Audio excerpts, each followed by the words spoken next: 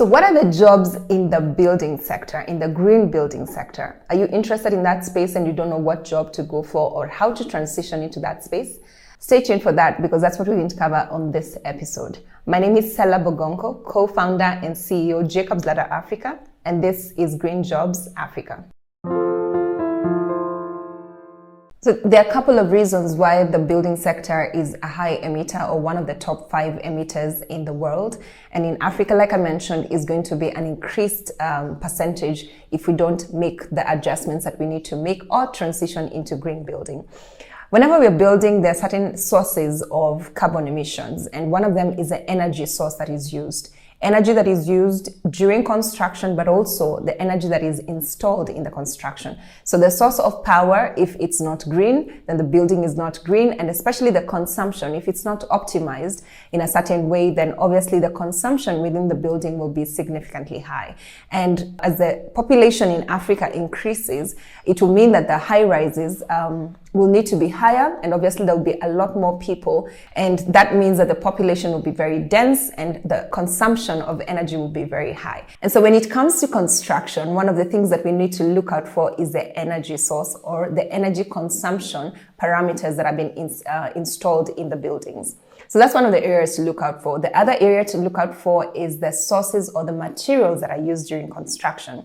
Cement alone contributes about 8% when it comes to carbon emissions globally. And that means that for us in Africa, who are highly dependent on cement when it comes to construction, the more we produce the cement, the more it's going to increase the carbon emissions that are being emitted from the building sector. And so unless we transition into materials, which we'll talk about shortly, that are able to reduce the carbon emissions or avoid carbon emissions, then we will just be reversing in terms of our carbon emissions by building using cement.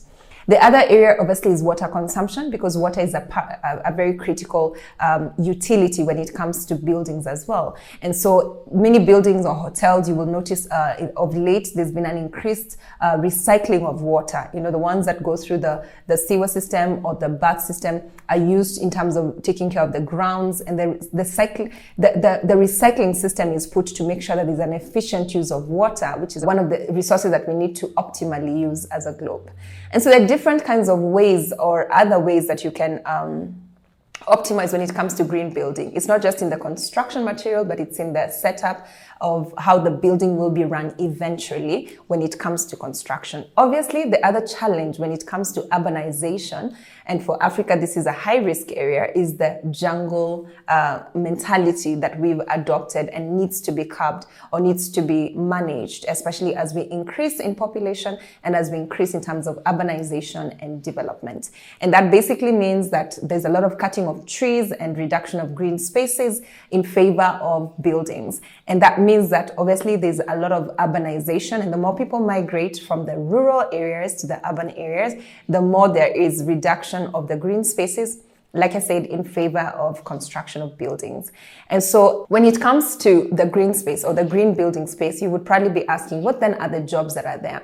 So from a macro perspective, which is what we were reviewing, there has to be policies that are in place to encourage green building. Africa has a Green Building Council, an Africa Green Building Council, that is doing quite a bit of work to make sure that countries adopt a green building mechanism or green building approach when it comes to especially the rapid increase in terms of buildings that are coming up across the continent.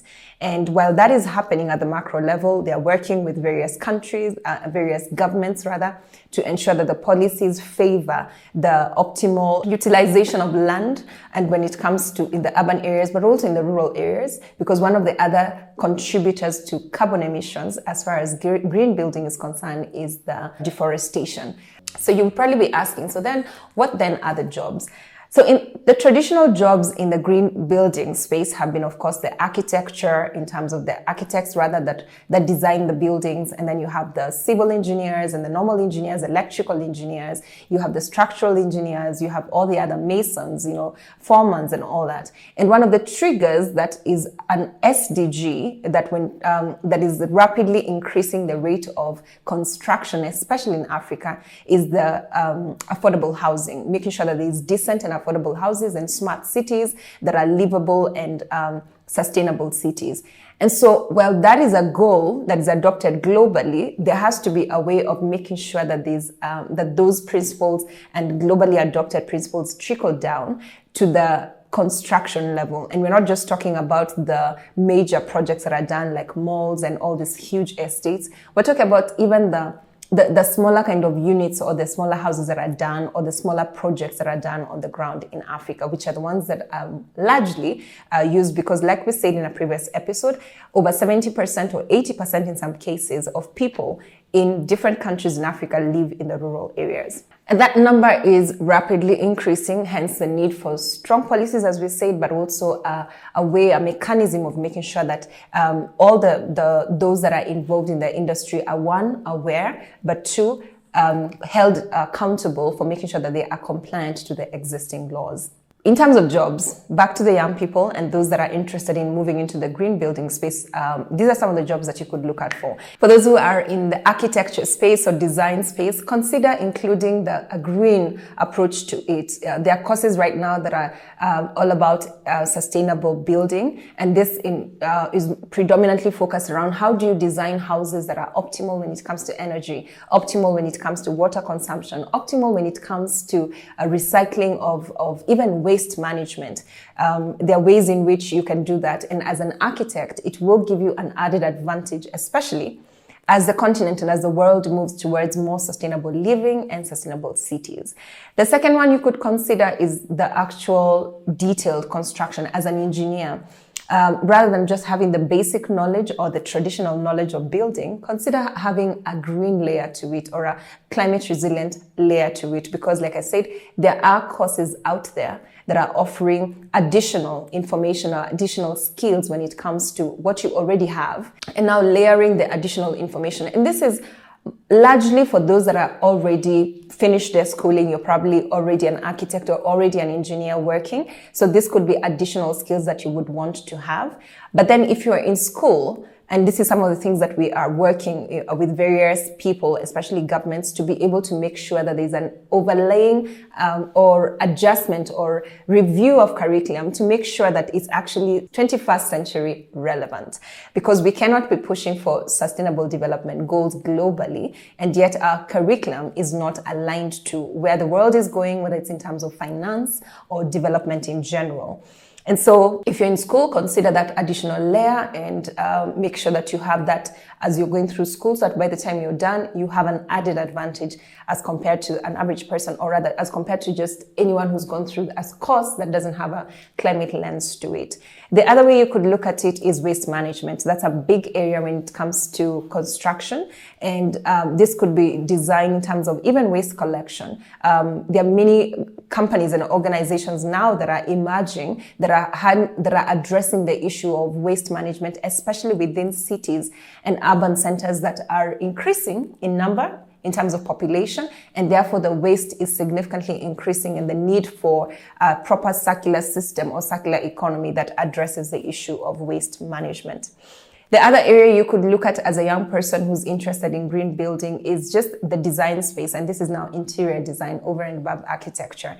There are ways in which you could use, for example, products or artifacts and different things that are more eco-friendly as opposed to the traditional pieces that may not necessarily be fit that bill.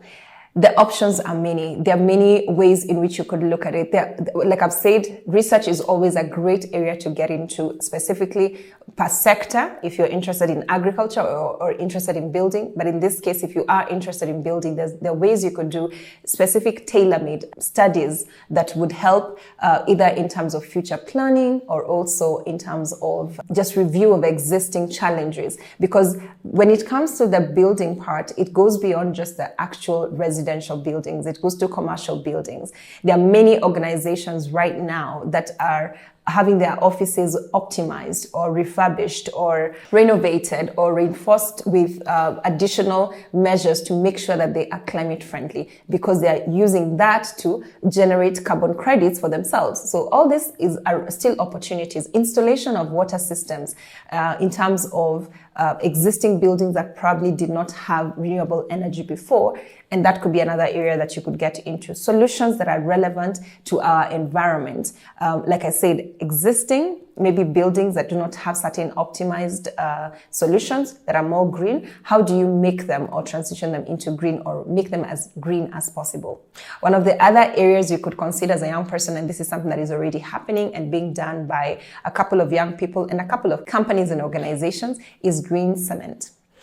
Cement in itself, it naturally absorbs and stores carbon in its form in the atmosphere. And so it does not allow for the sequestration of that carbon. And so buildings become channels or trappings for greenhouse gases. So one of the ways you can do is that there's use of better materials. And these materials could range from timber or a blend of timber and something else that allows for that carbon to be able to be distilled or emitted into the air and then sequestered into the soil or into the ground or whichever other methods are there. So that means that the materials used for construction, either supply or manufacturing of them is a great opportunity, or learning how to install them becomes an amazing skill that if you do have, gives you an added advantage. We could go on and on. The point is there's a lot to be done, and any young person out there who's serious about their future can actually begin to make themselves relevant, because getting a job is about value. Value means that you need to have something else, something that someone else does not have. And it means that you have to find out what exactly would give me an edge over the average person or an edge over the next person. And that's how you build value enough for someone else to be able to pay for it. I hope this has enabled you to know how to position yourself in the green building space. There are immense opportunities. We've only scratched the surface, and there could be so much more that you could do. And if, like I said, you're interested as an architect or just someone who's already going through the course, and this goes all the way to foremen, all the way to masons. You're a plumber and you want to know how to maybe learn how to improve systems within existing houses or new houses. There are many courses and many ways in which you can make yourself relevant. And so this is an invitation to anyone who desires to be able to know, where do I start from? Besides this information, you can get more specific information depending on where you are, at the stage at which you are. I hope you've been edified and learned something. Please do share your comments, your views, your opinions, your experiences. Perhaps you are an older person and you are enjoying, or you've gotten into this space or have been in this space for a while and you'd like to advise one or two young people. Please reach out to us, because part of what we're trying to do is to make sure that there are linkages between generations, linkages between sectors, linkages between those that have already gone ahead when it comes to the green space and these young people that are trying to get into that space. Thank you so much for watching and for staying tuned and for sharing your comments. Keep them coming, and because that's how we know how to make the content a lot more relevant to you. What are you struggling with? What are you seeing? What are you understanding? What's not clear? Is there something that you want us to go deeper into to make sure that you understand better? Do share your comments in the comment section below. Send your questions in and we'll be happy to engage with you. My name is Sellah Bogonko, co-founder and CEO, Jacob's Ladder Africa, and this is Green Jobs Africa.